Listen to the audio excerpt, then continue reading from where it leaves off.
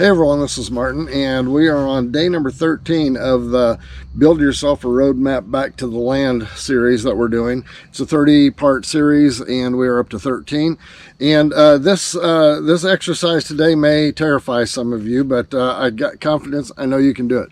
Before we get into that, though, I want to let you know to go down to below the video here and hit the subscribe button and the notification bell. Turn the notifications to all. That way you'll get them all. There will be 30 of them when it's all complete. And we're on 13 right now. And the other thing is that as we started producing the videos, we decided to stop and do a companion book to go along with it. It's right here.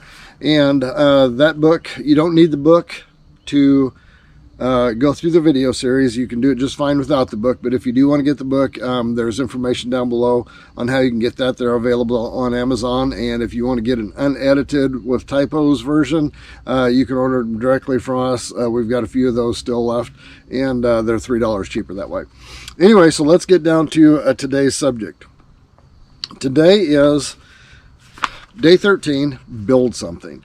And for those of you that are out there that are already accustomed to building things as just part of your life, you know, this may not be as big of a thing to you, but then again, it might, because I think there's always things that's going to be outside of our comfort zones and our skill set that we're going to have to consider building. Now, why is building something so important? The whole idea of self-sufficiency is predicated upon the ability of us to do things ourselves. It's the nature of self-sufficiency, is being able to do things yourself. And there's never going to be a time when you are engaging in a back to the land or self-sufficiency type of a journey that you're not going to be building something, modifying something, creating something new, repairing something. All of those things are going to be just a daily part of that type of a lifestyle. And so if it's something that's not in your wheelhouse as far as your comfort level of just being able to roll up your sleeves and tackle something that you've never tried before, it's a good time to start, because it will be an ongoing part of your life if you choose to go back to the land, start a self-sufficiency type of a lifestyle. And so it's important to start finding those kind of things that will stretch your abilities a little bit. You know, the ability to be comfortable in rolling up your sleeves and, you know, diving into a project yourself, knowing that it may stretch your skills and the limits of what your current abilities are, is not a bad thing. And you can start with things that are simple. Whether you are just kind of starting out and building a flower box is a challenge for you, or whether you're farther into this thing and you know, you may be considering wanting to build an entire house at some point, wherever you're at on that scale, there's always room for expanding skills and learning new things. When we started our project down here where we're at, and by the way, I'm under a makeshift woodshed that we just built yesterday. And but when we started this project down here, we were starting from bare raw land, and having the skills in the background that Shelley and I have, we weren't too intimidated by most anything that we started down here, including building the cabin. But even with that, we ran into things that I had never encountered before.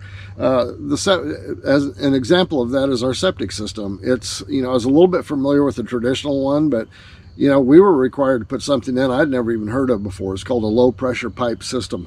And so that's something I had to learn completely from scratch. And we went back to the inspector several times, and he was valuable as far as walking us through the process of what it took to install something like that.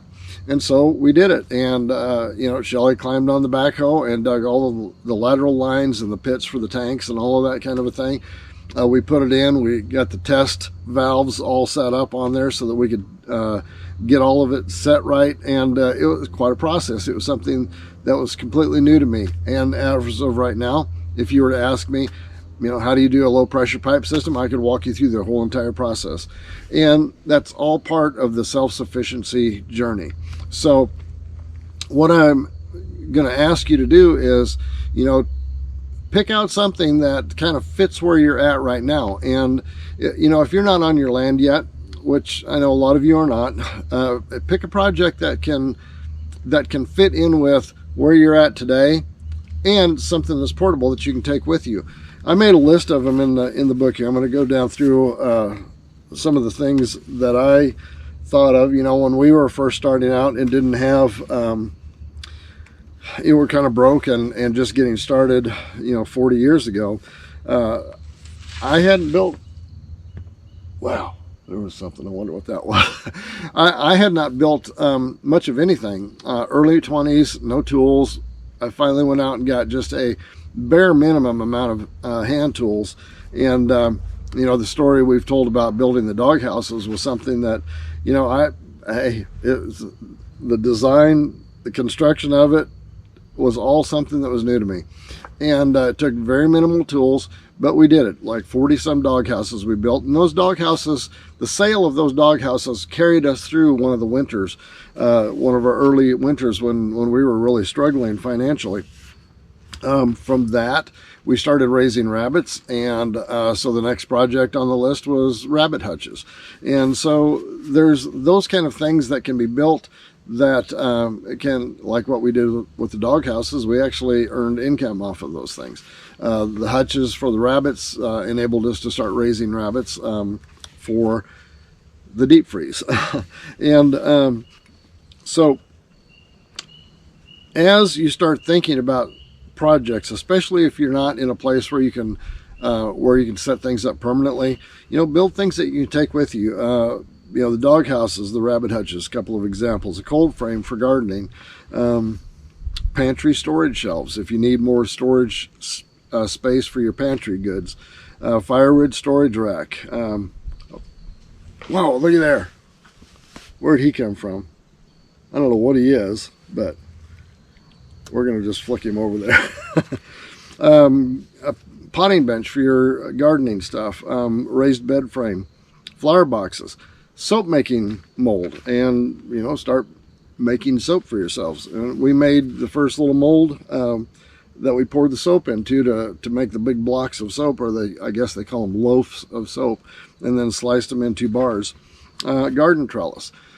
What you can do is you can go on, one of my favorite resources for ideas is Pinterest.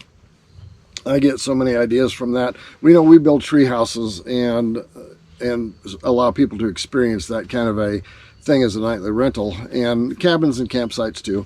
But a lot of the ideas that we get for those sites are pulled right from Pinterest, or even Google, just Googling them.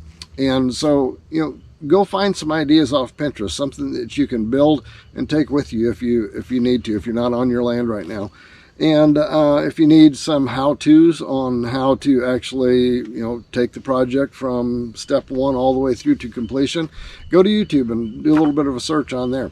Find something that you can build. Find something that's going to stretch your abilities. And I don't care how advanced or how beginner you are, find something that will stretch your abilities, something that you've never done before. And do that, because those first projects are going to be sort of the base that you're going to, develop confidence to do the bigger, more complex things that you have no idea what to do about just right now. So by doing the small ones, by doing the intermediate ones, you're going to start building that confidence and that skill level so that you can do the bigger projects when you get onto your land. And it is important because every day we're faced with something down here that we need to put together, and sometimes we need to put it together real fast. I mean, the woodshed thing that we've got going on right now, we're actually going to build a permanent woodshed just a few feet over this way, but we needed something to store our wood in to keep it dry, and so we put together a makeshift temporary one right here that we can do the splitter, do this wood splitting inside of, and stack the wood where it'll stay dry while we're building the permanent one. So build something, and you can do it. Just find something that's going to challenge your skill set a little bit, and maybe have to get the tools, a few of the tools to get to do your project, but find something and build something. You won't regret it. And remember, hit the subscribe button down below and the notification bell, and we'll see you tomorrow. If you've enjoyed this video, give it a like and a share, and don't forget to hit the subscribe button down below and the notification bell. See you next time.